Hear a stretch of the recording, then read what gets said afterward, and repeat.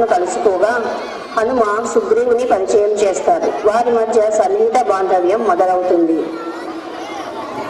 సూర్యవర ప్రసాది సుగ్రీవ, అగ్ని సాక్షిగా నిన్ను నా ప్రాణ మిత్రుడిలా స్వీకరిస్తున్నాను. ఇక నుండి నీ కష్టసుఖాలన్నీ నా కష్టసుఖాలు. ధన్యోస్మి. నీ మంచి చెడ్డలే నా మంచి చెడ్డలు ప్రభు. రండి ప్రభు.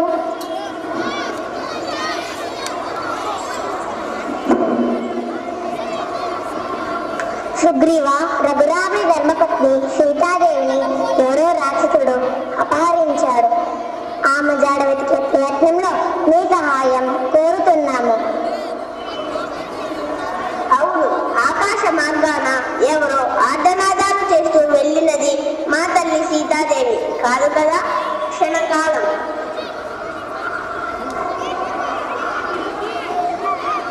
స్వామి పరికించు.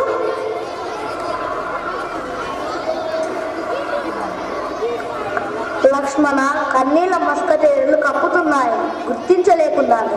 వీటిని చూడు నాయనా.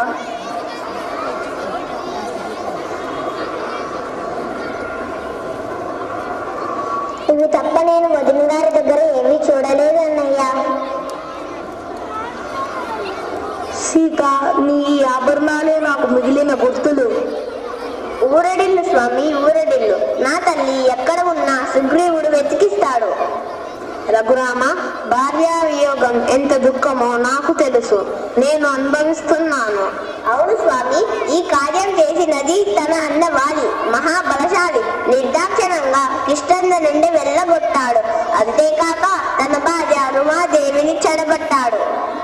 సుగ్రీవ, నా మిత్రుని శత్రువు నాకు శత్రువే.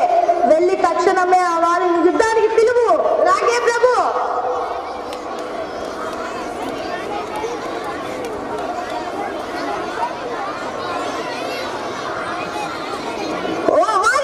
నీ అక్రమ భోగాలకు రోజులు చెల్లాయి.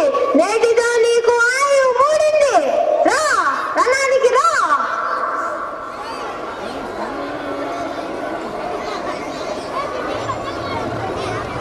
వస్తున్నాను రా ద్రోహి. ఆయువు మూడింది నాకు కాదురా, నీకు. అన్నా తమ్ముల మధ్య ఎందుకు ఈ వైరాలు, ఎందుకు ఈ పోరాటాలు? ఇది మీ ఇద్దరికి మంచిది కాదు. నా మాట ఆలకించి అతని భార్య రుమను అతనికి అప్పగించండి. అతని క్షమించి మీ కొలువు చేరవేసుకోండి. నేను ఎప్పటికీ నిత్యుని క్షమించను.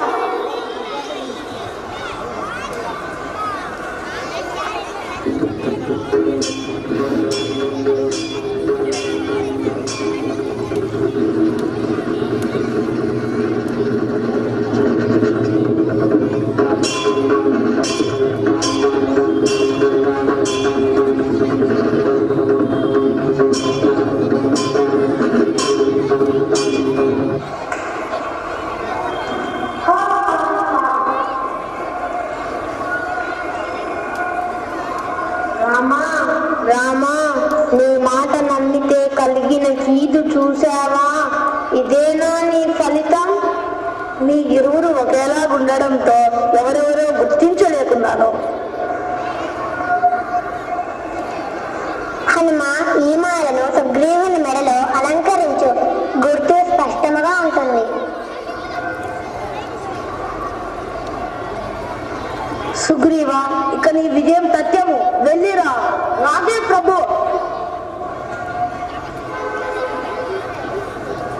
ఓ వాలి, ఇవాళ మన ఇద్దరు మిగిలేది ఒక్కరే.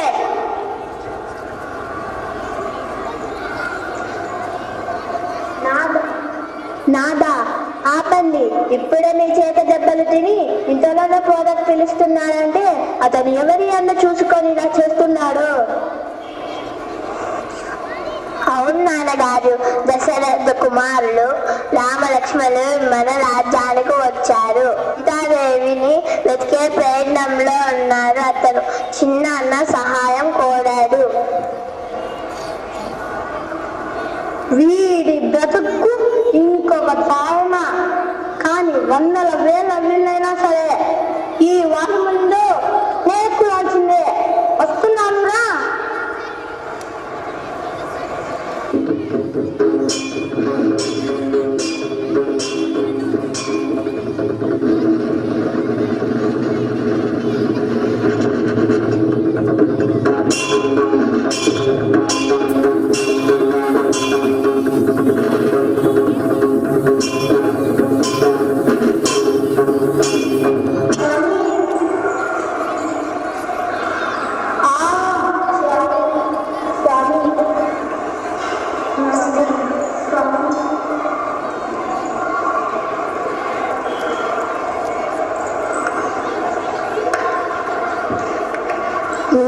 ఎంత పని చేసేది రామా?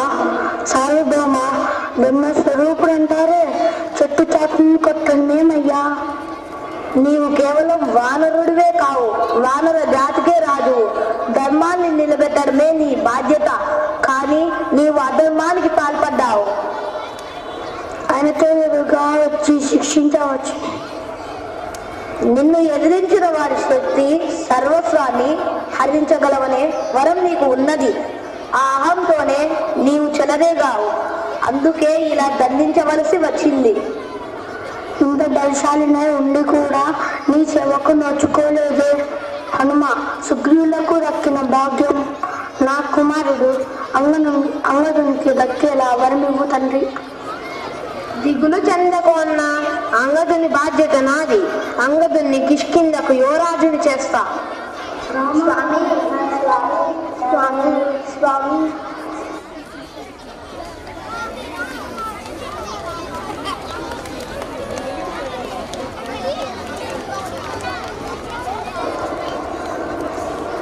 సుగ్రీవుడు రామునికి ఇచ్చిన మాట ప్రకారం సీతాదేవిని వెతకమని వానరులని ఆజ్ఞాపించాడు. వానరులందరూ బయలుదేరగా మార్గ మధ్యలో జటాయువు సోదరుడైన సంపాతి కనిపించింది. వానరులందరూ బయలుదేరారు. ప్రణామం రామ, నా పేరు సంపాతి. రావణుడు హతమార్చిన జటాయువు సోదరుణ్ణి. సీతాదేవినే కదా మీరు వెతుకుతున్నది? ఆమెను రావణుడు అపహరించి తీసుకువెళ్లడం నేను చూశాను. అతను సీతాదేవిని తను పరిపాలించే లంకలో బంధించి ఉంచాడు. సుగ్రీవ, ఇక మన పయనం లంక వైపు.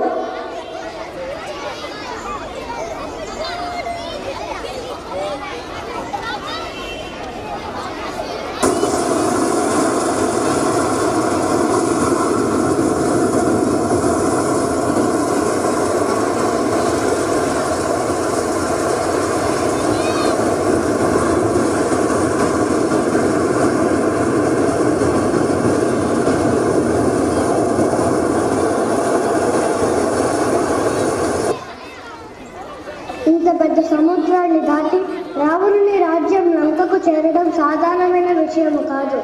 ఎవరైనా సరే ఎగిరగలిగితేనే సీతాదేవిని సందర్శించగలం.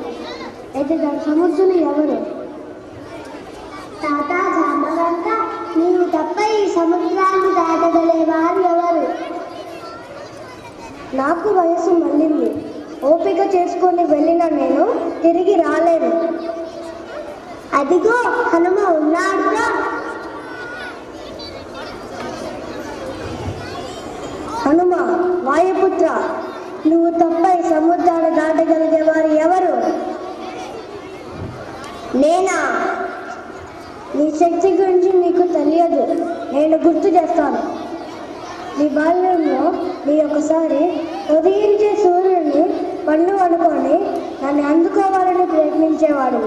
లేచిరా, నువ్వు మాత్రమే సముద్రాన్ని దాటగలవు. నీ శక్తినంతటిని ప్రయోగించు. అలాగే జామవంత, నీ నమ్మకమే నాకు విజయాన్ని అందిస్తుంది.